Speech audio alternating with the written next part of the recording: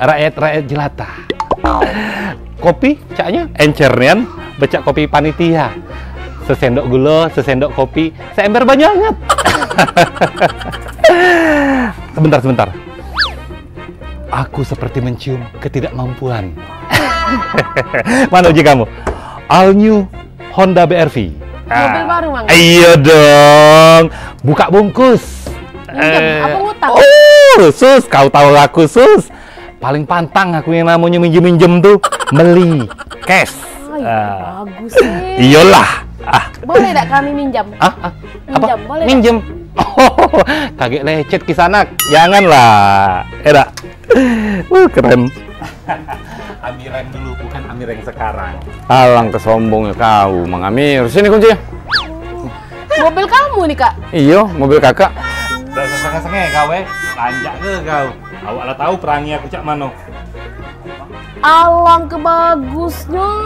All new BR-V. Apa dia nih, Kak, kelebihannya, Kak?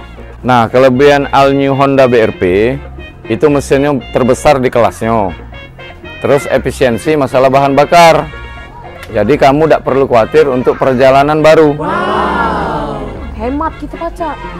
Dia dilengkapi dengan remote engine start, smart entry system, walkway auto lock, dan kabin luas.